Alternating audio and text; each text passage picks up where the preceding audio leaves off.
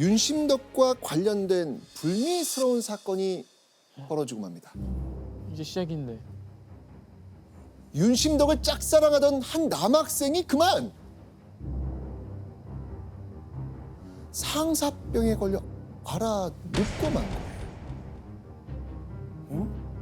심지어는요, 상사병이 심해지다 못해 이내 정신을 놓는 바람에 병원에 입원하기까지 합니다. 그 정도예요? 보다 못한 가족들은 그를 조선에 강제로 귀국시켰죠. 그런데 윤심덕을 더욱 당황케 하는 사건이 생겨요. 그 남학생이 조국으로 돌아간 뒤 상사병을 앓다가 스스로 목숨을 끊었다는 충격적인 소문까지 들리는 거예요. 아이고야. 팬이 자기 때문에 이렇게 극단적인 모습을 보였다. 그때 그 윤심덕의 심정은 어땠을까요? 그 시대에 어떤 사람이 나를 좋아해서 이렇게 상사병에 걸리고 심지어 생을 포기하고 했다 그러면 그 윤심덕은 엄청 속상하고 힘들어했을 것 같아요. 맞아. 약간 트라우마로 남아서 그렇죠. 사실 누가 나를 좋아한다고 얘기만 해도 그때 기억이 떠올라서 힘들 것 같아요. 맞아. 맞아요. 늘 당차고 쾌활했던 윤심덕이었지만 이 사건은 너무나 충격적인 일이었습니다. 윤심덕은 누구에게라도 이 자신의 복잡한 마음을 터놓고 싶었겠죠. 그런데 이때 이 답답한 윤심덕의 머리를 팍 스쳐가는 얼굴이 있었습니다. 응? 누구지? 다름 아닌 순회 공연의 연출을 맡았던 김우진이었습니다.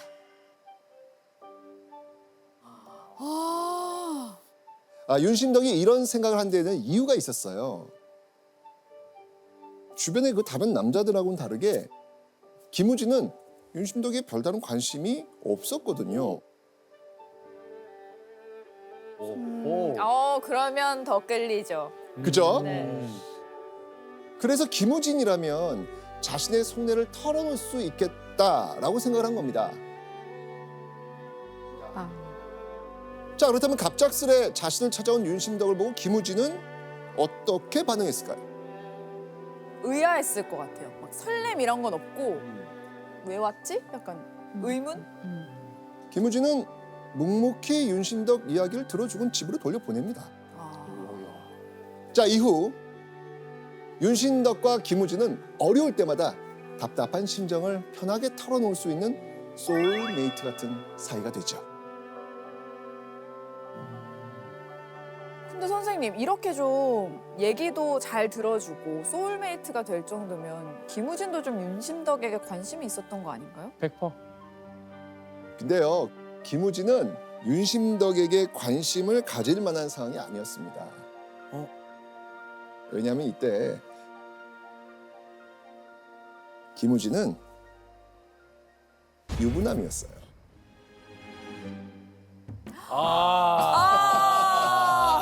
그 얘기를 미리 해줬어야지. 선생님 오늘 이야기를 자꾸 이렇게 이야기 순서가 자꾸 그렇게 하시면 오늘 정말 자, 이 김우진은요, 목포에서 난다긴다 하는 사대부 출신의 부잣집 아들이었습니다.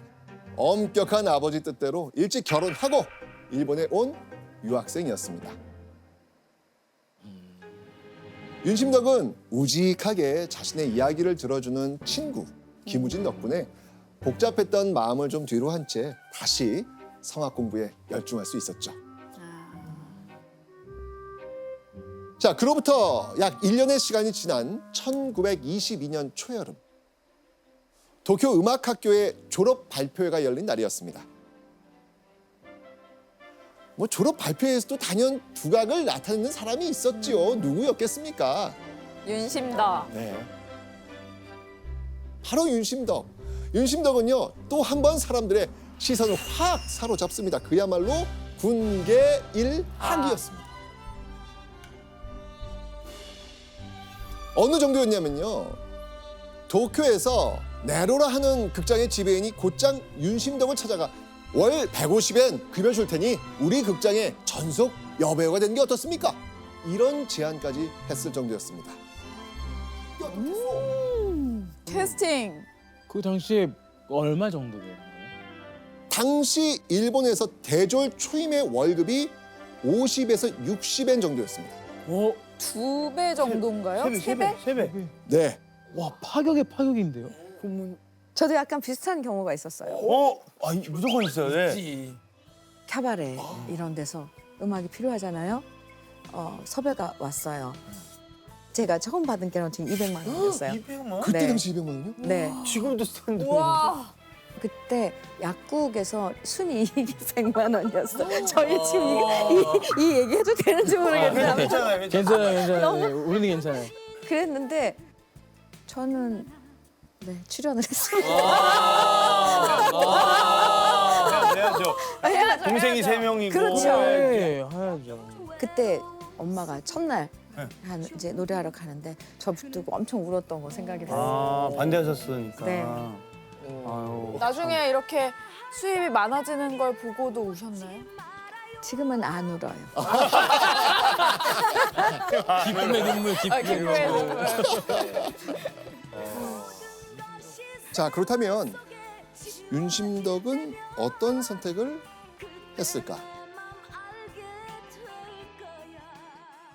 윤심덕은 단칼에 거절합니다. 단칼이요. 왜요? 여기서 이제 조영민 씨랑 좀 달라지네요. 네. 왜지? 만약에 윤심덕이 안정적인 직업과 좀 더 많은 보수를 원했다면 부모님의 바람대로 의사가 됐을 것 같아요. 하지만 이탈리아에 가서 성악가가 되겠다는 꿈이 워낙 강했기 때문에 거액의 제안을 단박에 거절할 수 있었던 거죠. 그러니까 윤심덕이 또 한 번 안정적 미래를 제발로 걷어차고 자신이 원하는 꿈, 이탈리아 유학을 위해 달려가기로 한 겁니다. 자, 그렇게 윤심덕이 도쿄 음악학교를 졸업하고 얼마 지나지 않은 1923년 6월 26일 윤심덕은요, 성악가 윤심덕으로 첫 데뷔 무대를 갖게 됩니다. 그녀의 데뷔 무대 장소는요, 뜻밖에도 경성의 종로중앙청년회관이었습니다. 선생님, 윤심덕은 이탈리아로 좀 유학을 가고 싶어 했잖아요. 근데 왜 이탈리아가 아니라 조선에서 데뷔를 하게 된 건지. 윤심덕은요, 일본의 최고 예술대학에서 음악을 공부는 했는데 여전히 이탈리아로 갈 만한 마땅한 방법을 찾지 못했기 때문입니다. 무엇보다 비싼 유학 자금도 구할 길이 없었죠. 결국 윤심덕은 유학 자금을 마련하기 위해서 일단 조선으로 귀국했던 거였습니다. 경성의 종로중앙청년회관에서 첫 데뷔 무대를 갖게 된 윤심덕. 윤심덕에 대한 사람들의 반응 어땠을까요? 윤심덕. 이 이름은 실로 여왕의 위세를 떨치는 이름이다. 당시 신여성이란 잡지에서 윤심덕을 여왕이라고 표현한 겁니다. 첫 공연 이후 윤심덕은요, 1세대 여성 소프라노로 승승장구합니다. 조선 사람들에게는 이 낯선 성악 공연임에도 불구하고요, 연일 매진 행렬을 이어갑니다. 윤심덕의 인기는 시간이 지나면 지날수록 하늘 높은 줄 모르고 치솟았습니다. 자, 조선에 돌아와서 스타가 된 윤심덕. 하지만 윤심덕은요, 치솟는 인기에도 마냥 기뻐할 수는 없었습니다. 날이 갈수록 높아지는 인기, 명성과는 다르게 윤심덕의 수중에 떨어지는 돈은 많지 않았기 때문이에요. 현실이죠. 맞아요. 오, 진짜요? 그렇게 인기가 많은데도 돈을 네. 잘 못 받나요? 그 시대에 노래를 해서 뭐 이렇게 생활을 꾸려나가기 사실 힘들었 그런 분위기였으니까 정말 그건 너무 가슴 아픈 일이죠. 네. 윤심덕이 받는 출연료라고 해봐야 고작 교통비, 화장품값 정도였죠. 와, 너무 낮다. 공연을 하면 할수록 이탈리아에 가서 성악을 제대로 배우고 또 세계에서 인정받고 싶다는 윤심덕의 갈망은 더욱더 커져갑니다. 무거운 돌이 가슴을 짓누른 것처럼 윤심덕의 마음은 답답하기만 했죠.